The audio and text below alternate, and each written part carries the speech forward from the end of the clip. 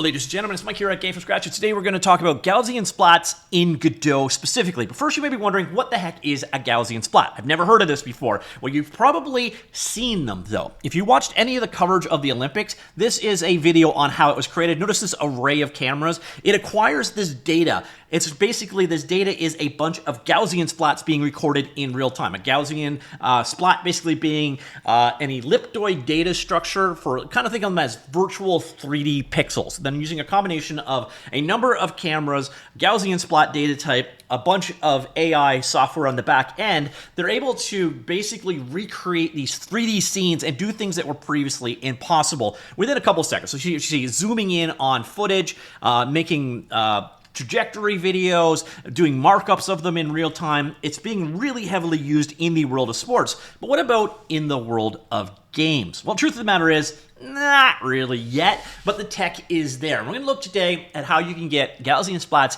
into the Godot game engine, and we're also going to look at some of the definite limitations of Gaussian splats today. If you want a little bit more interesting hands-on with Gaussian splats, a great place to check out is a site called SuperSplat. This is actually built on top of the Play Canvas HTML 3D framework. It is a cool site, and there's a bunch of splats available here. You can go ahead and check these out. It gives you an idea of what they are. So basically, think of a Gaussian splat as a data structure for storing 3D scans. So you can take the real world and bring it into your computer. Again, you saw it being used in primetime TV to showcase things that were otherwise impossible. But this one should give you an idea of how it could potentially be used to create game levels or to scan real world objects in. So here you can see, this looks like a video right now, but I can at any particular time come in here with the WASD keys and I can navigate around this world. So this guy has gone through and basically taken a metric buttload of photos of his garden area. He's obviously Polish by the book collection over here, but you can see the fidelity of what you can actually scan there if you take enough pictures. And then it is over here. Again, see how it's got less detail? If you did not take enough photos, you're going to get less detail of it. So it's all going to basically come down to the amount of data that you sent in as a source, how much you're going to get back. So here, obviously, he's done basically nothing. So you've got the dark abyss going on over there. But you can see how this can be used to capture and recreate the real world in a way that we haven't in the past. Now, another thing you may have noticed here is I actually have collision detection going on here at a basic level. I can even jump and interact with this on physics. That is not part of splats. These are not polygons. These are literally like virtualized ovoid pixels in space. It's closer to voxels in a way, but voxels can be meshified a little bit better. Splats don't really work that way. So if you're interested in checking out, do come in, check out SuperSplat. It's actually even got some tools so you can actually cut down the data that you're not interested in. So if you wanted to use it to acquire something like a bug, so here you can see this gives you an idea of how detailed of models you could actually bring into your game environment in splat format. So that is a Gaussian splat. You're seeing one in action. They are super impressive and absolute nightmare fuel if you pick this particular demo. So that is the idea behind a splat. These are not polygons. They're, again, this is made up of a number of splats, literal ovoid dots in this world. So you can bring these into the Godot game engine though, and there's something new, a new plugin released a couple of weeks ago called the Godot Gaussian Splatting, or GDGS. This is a real-time splatting rendering plugin for the Godot game engine, released under the MIT license. If you like what they're doing here, by the way, do drop them a star. But we're gonna go take a look at how this one looks inside of the Godot game engine. And at first glance, here we are in Godot, and you're gonna notice something right away. This splat is it's very dotty. So that is kind of what splats look like unrendered, but this is actually being drawn. So when we go into the actual view of it, the splat is going to instead look quite a bit different. So here we go, and now we see the splat in the Godot game engine. So it's being rendered as a splat. This is being brought in as a PLY, or like basically a point cloud that is being rendered as a Gaussian splat. Though one other thing you're going to want to be aware of is these files are pretty big, from a couple of megabytes. This one I think was about 10 megabytes. It shipped with the project, by the way, if you want to go ahead and check that out. And I'll show you on the GitHub repository where that's available. But this is, again, there's no real AI, no real collision. So you notice here, I'm bouncing off of it. Well, that is just because I've set up around this splat a rigid body myself. manually. And that's one of the workarounds you're going to have. So when you're working with these things, this is a rigid body that I've manually defined around that outside shape. Otherwise, you're going to have to do some kind of a post-processing if you want to create a rigid body around these shapes. That is not an aspect of this that is built in straight away. So what you can actually do with this plugin, I've actually gone ahead and imported another. This was a kind of a famous splat from earlier demonstrations.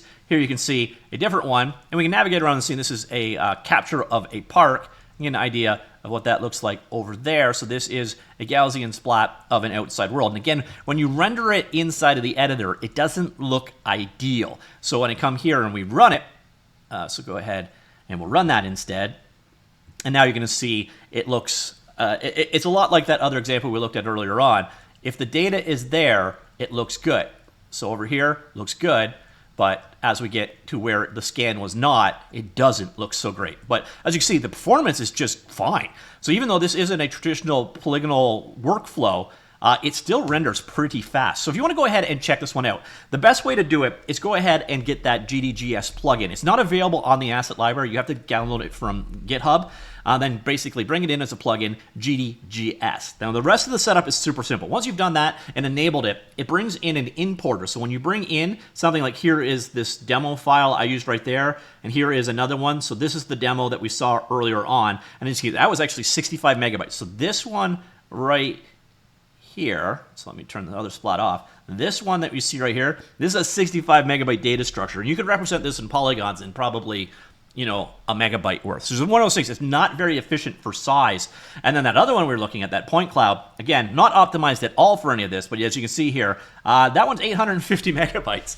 So Gaussian splats are not tiny. But once you've gone ahead and installed that plugin, it can now import in these point cloud files as PLY. It supports a couple of other file formats as well. Your mileage may vary in terms of which ones work the best. And then the only other thing you need to do, and the secret sauce to how this all works, is this is actually implemented in the compositor. So in your world environment settings, go to your compositor settings, and then what you want to do is wait for it to stop doing that. All right, come on down here, and you can add a new compositor effect in, and then you're going to find there's one that's predefined, the Gaussian compositor effect, available over here. So you can see here is the code for it, and this is the logic that is actually rendering that splat as part of your scene. This is also why it's being done quick. Now do keep in mind, this is early on. So this technology, it may just not be for games. It may be used for part of the pipeline. It may be used as part of, you import an object in, and then later on convert it over to polygons, and it never actually touches your game engine. But if you want to bring in these Gaussian splats to your game, I can see how you could actually, if you wanted to create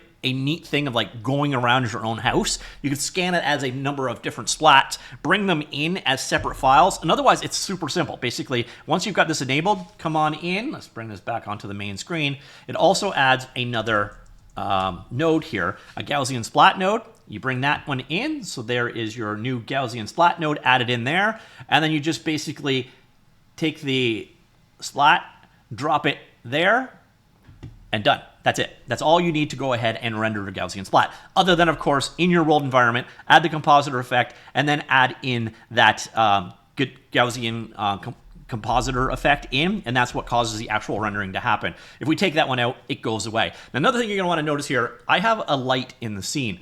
You see it's giving off color, and you're going to see it's not having any effect on the scene itself. That is another challenge here. If you want to fix that, you're going to actually have to come into that compositor. You're going to have to come into this script and make sure that it interacts with the lights from the scene. But that should be possible. I don't have much experience, or really any experience, with the Godot compositor capabilities. So one of those things that you would probably want to look into a lot. But there are a ton of limitations to this technology. But at the same time, it's really cool. It may have very niche uses now, but it may evolve into something very cool in the future. Another thing, again, the performance is just fine, other than my whole computer seems to be chugging today. So one of those things to be aware of. So that is it, ladies and gentlemen. If you want to go ahead and check that one out, once again, it is the Godot Gaussian Splatting GitHub library. Obviously, I will have this linked in an article down below. It's from Recon World Lab, by the way, so that's GDGS. It'd be nice to see if this gets added to the asset library. Gives you an idea of how it goes ahead and renders them, how it works.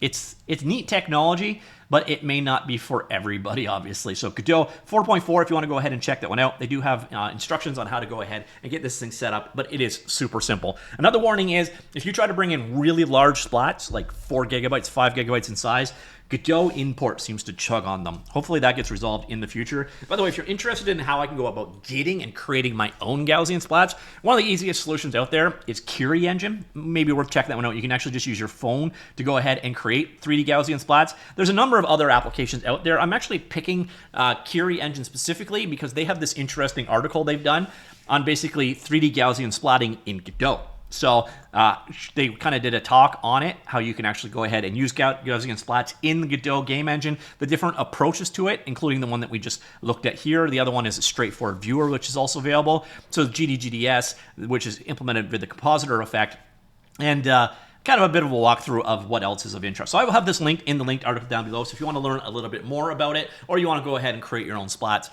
Curie Engine is one of the options. Unreal Engine also has their reality capture, I think it's called. I believe it can create splats. There's a number of pieces of software out there that you can use a phone to create splats. So there's a ton of tech out there that you can go ahead and create with them. But yeah, that is it, ladies and gentlemen. Gaussian splats in Godot. Let me know what you think. Comments down below. I'll talk to you all later. Goodbye.